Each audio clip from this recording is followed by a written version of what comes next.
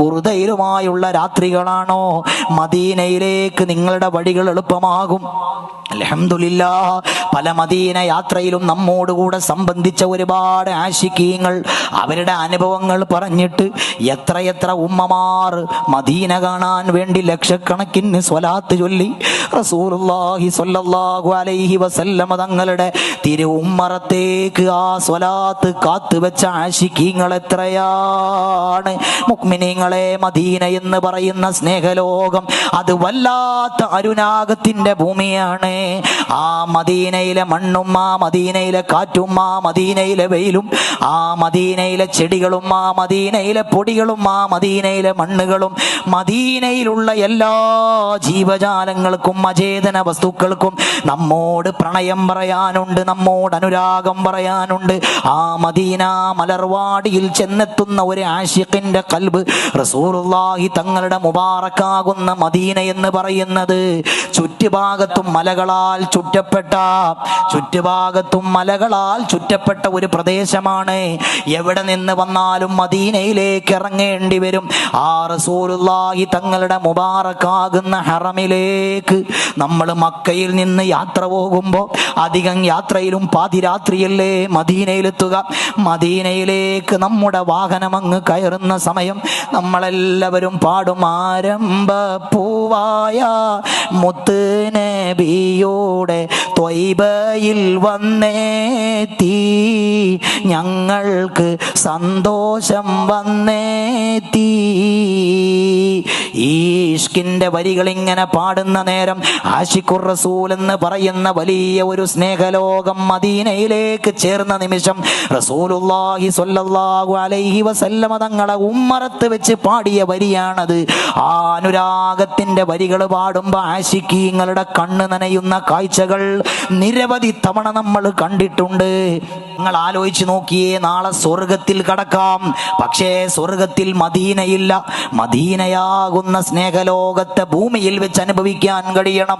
അള്ളാഹു നമുക്കെല്ലാവർക്കും തൗഫീഖ് നൽകുമാറാകട്ടെ. ആ ഹബീബായ തങ്ങളെ മദീനയോടുള്ള ഒരു പ്രണയമാണ് മുഅ്മിനീങ്ങളെ ഞാൻ നിങ്ങളുടെ മുമ്പിൽ ഇതുവരെ പറഞ്ഞത്. സ്നേഹലോകമാകുന്ന മദീനയിലേക്ക് ലോകം കണ്ട ഏറ്റവും വലിയ ആശിഖായ ഉവൈസുൽ ഖർനി റഹ്മത്തുള്ളാഹി അലൈഹി തങ്ങൾ യമനിൽ നിന്ന് യാത്ര പുറപ്പെട്ടു. തൻ്റെ ഉമ്മയുടെ വാക്കംഗീകരിച്ച് ഉമ്മ പറഞ്ഞ സമയമാകുമ്പോഴേക്ക് തിരിച്ചെത്താൻ വേണ്ടി മുത്ത് നബി സ്വല്ലല്ലാഹു അലൈഹി വസല്ലമ തങ്ങളെ കാണാതെ മദീനയിൽ നിന്ന് മടങ്ങിയ ആശിഖാണ് സയ്യിദുനാ ഉവൈസ് ഇബ്നു ആമിർ റളിയല്ലാഹു അൻഹു.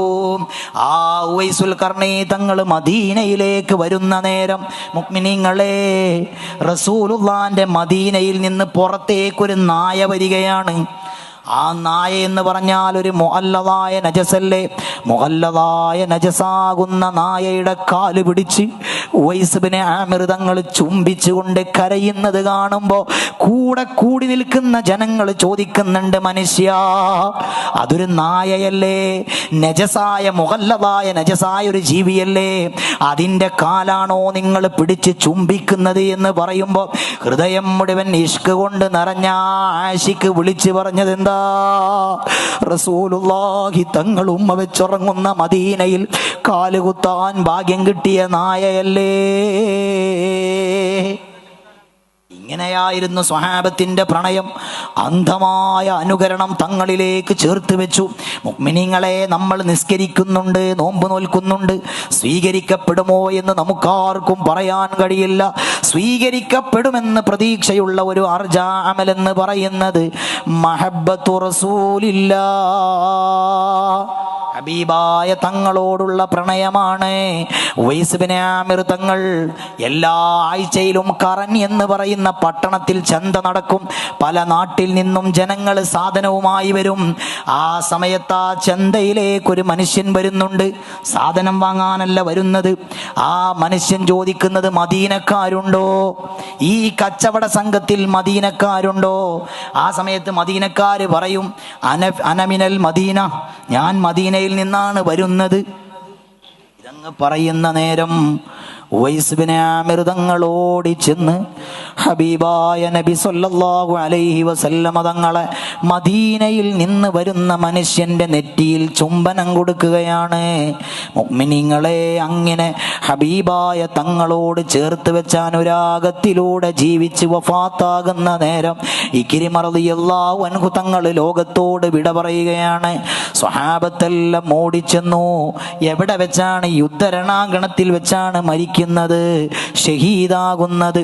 സ്വഹാബ ഓടിച്ചെന്ന് കൊണ്ട് ചോദിക്കുകയാണ്, ഈ കിരിമത്തേ, നിങ്ങൾ വഫാത്താകാൻ പോവുകയല്ലേ? നിങ്ങളെ ഭാര്യയോട്, നിങ്ങളുടെ മക്കളോട്, നിങ്ങളുടെ കുടുംബങ്ങളോട് എന്താണ് നിങ്ങൾക്കൊരു വസിയത്ത് പറയാനുള്ളത്?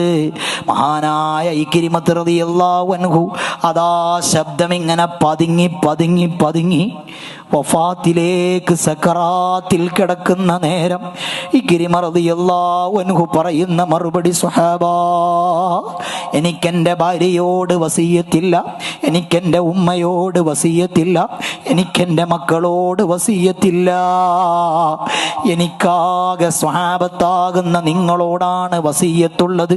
നിങ്ങൾ തങ്ങളെ പിരിയാൻ പാടില്ല. അതാ ഇതേ അനുഭവം തന്നെയല്ലേ സഅദ് ബിൻ റബീഅ റളിയല്ലാഹു അൻഹു വഫാത്താകുന്ന സമയത്തും സ്വഹാബത്തിനോട് പറഞ്ഞത്, സ്വഹാബത്തെ, എനിക്കൊരു വസിയത്തുമില്ല, നിങ്ങളോടൊരു വസിയത്താണ് എനിക്കുള്ളത്. നിങ്ങൾ റസൂലുള്ളാഹിനെ പിരിയാൻ പാടില്ല. ഫീകും ശഫറും തത്രിഫ്, നിങ്ങളെ രണ്ട് കൺപോളകളുടെ ചലനം അവസാനിക്കുന്നത് വരെ, നിങ്ങൾ മരിക്കുന്നത് വരെ നിങ്ങൾ റസൂലുള്ളാഹിനെ പിരിയരുതെന്ന് പറഞ്ഞ് ഷഹാദത്ത് കലിമയും ചൊല്ലി ലോകത്തോട് വിട പറയുന്ന സ്വഹാബത്ത് ഇക്രിമ റളിയല്ലാഹു അൻഹു വഫാത്താകുന്ന നേരം പറയാണ്, സ്വഹാബത്തെ, ഞാനിങ്ങനെ റസൂലുള്ളാഹിനെ കാണുന്നു, മുത്തുനബി എന്നെ ഇങ്ങനെ മാടി വിളിക്കുന്നുണ്ട്, എന്നിലേക്ക് വരി, എന്നിലേക്ക് വരി എന്ന് പറഞ്ഞ്. ഇത് കേൾക്കുന്ന സ്വഹാബത്തിന്റെ കണ്ണ് നിറഞ്ഞു പോയി. സ്വഹാബത്ത് തിരിച്ച് ഈ കിരിമത്തിനോട് പറഞ്ഞ വാക്ക്, ഈ കിരിമത്തേ, നിങ്ങൾ വഫാത്താകാൻ പോവുകയല്ലേ? നിങ്ങൾ വഫാത്തായി മുത്തുനബി സ്വല്ലല്ലാഹു അലൈഹി വസല്ലമ തങ്ങളെ കാണുന്ന നേരം ഞങ്ങളുടെ ഒരു സലാം പറയണേ.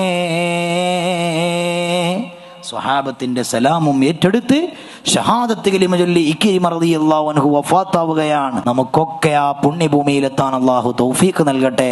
തങ്ങളെ മുവാജഹത്തിൽ ചെന്ന് സലാം പറയാൻ